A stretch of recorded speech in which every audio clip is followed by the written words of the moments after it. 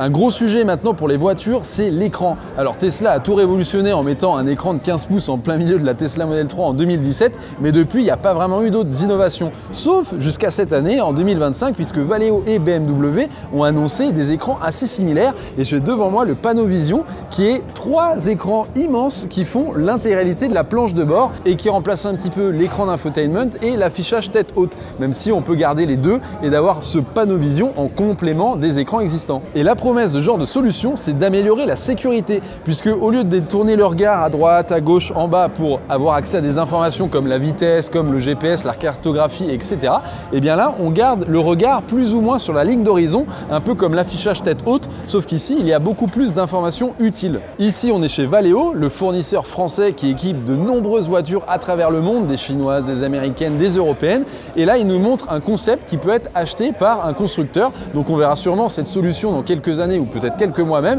chez des constructeurs célèbres. BMW, quant à eux, viennent d'annoncer une solution assez équivalente. Alors c'est pas Valeo qui l'a fait, mais ça va arriver dans quelques mois sur une première voiture de série. Et la caractéristique de ce système, comme vous pouvez le voir ici, c'est qu'il y a un genre de revêtement métallique noir qui permet de réfléchir l'image qui en fait est projetée depuis en bas. Et bien sûr, la question de la réglementation se pose, puisqu'on pourrait penser que ça obstrue le champ de vision du conducteur. Eh bien non, pas du tout, puisqu'ici, avec un écran de 9 cm de haut, ça respecte la réglementation européenne.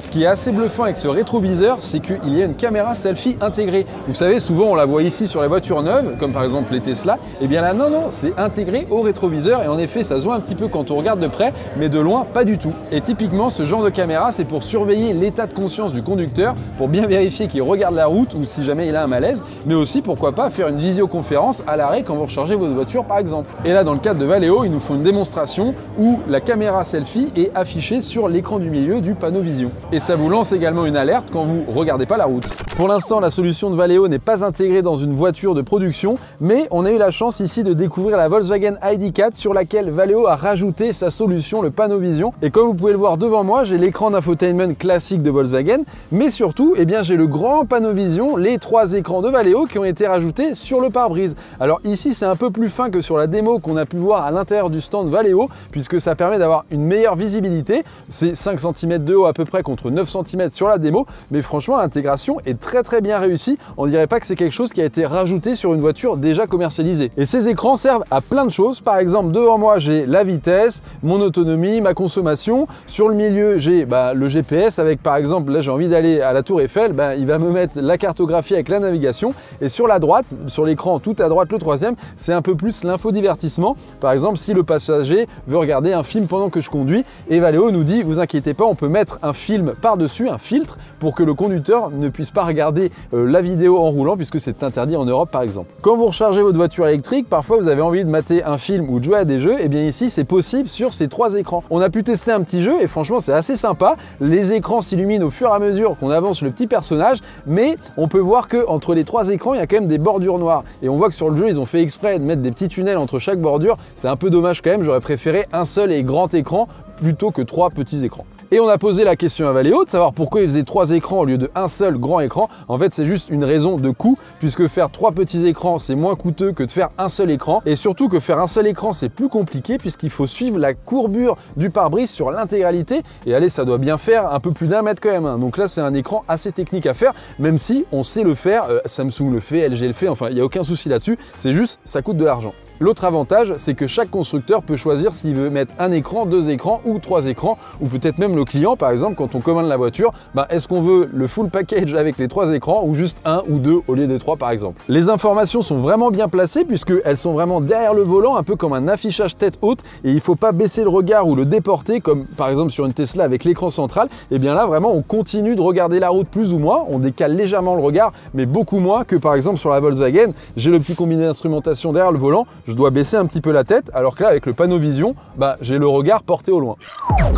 Côté BMW, on a le panoramique iDrive qui vient d'être dévoilé et qui arrive dès cette année en 2025 sur une première voiture de série. C'est une voiture électrique, vous savez, la Neue Klasse, qui va normalement révolutionner un peu les voitures électriques chez BMW avec beaucoup d'autonomie, une recharge très rapide et, comme on peut le voir ici, des technologies embarquées vraiment folles. On a déjà des détails techniques puisque cette nouvelle interface baptisée BMW OS 10 tourne sous AOSP, vous savez, Android Open Source Project, qui est la source de tous les téléphones Android par exemple. Ce qui veut dire qu'on aura un genre de Play Store avec des applications d'applications à télécharger, comme c'est déjà un peu le cas, mais là BMW va aller encore plus loin en nous promettant une personnalisation encore plus poussée des écrans et donc du système et plus d'applications disponibles également. Le principe, il est vraiment similaire à ce que fait Valeo, c'est-à-dire c'est pour augmenter la sécurité, mais également avoir plus d'informations à portée des yeux. Et comme on peut le voir, BMW ne va pas abandonner l'écran d'infotainment au milieu, il sera toujours plus ou moins flottant, un peu comme ce que fait Tesla finalement depuis 2016. Et en plus de cet écran, eh bien, on aura les fameux écrans qu'il y a sur l'intégralité de la planche de bord. Et ça, franchement, c'est un vrai plus. Et surtout que BMW va proposer un HUD, l'affichage tête haute, désormais en 3D avec encore plus d'informations. Et clairement, tous ces nouveaux écrans, c'est pour anticiper une chose, la conduite 100% autonome,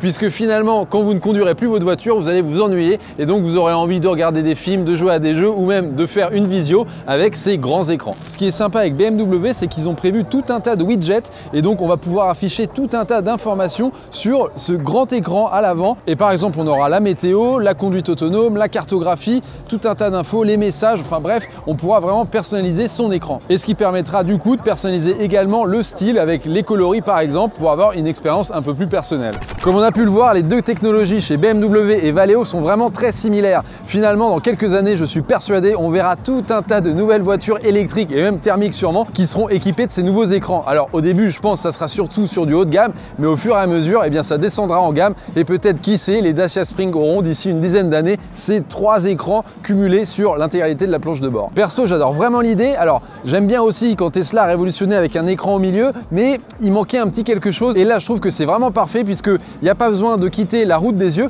et je trouve que la qualité d'affichage, le contraste, la saturation des couleurs, ça apporte un petit truc assez sympa sur les voitures, alors que jusqu'ici c'était surtout des grandes bandes LED et il n'y avait pas vraiment de l'affichage à ce niveau-là. Je vous ai donné mon avis sur cette techno, n'hésitez pas à partager le vôtre en commentaire, je suis assez curieux de le lire. N'hésitez pas également à nous suivre sur tous nos réseaux sociaux et également sur Twitch puisqu'on anime des émissions une semaine sur 2 et tous les matins on a des matinales avec nos journalistes. Quant à moi, je vous dis à la prochaine pour une future vidéo. Salut!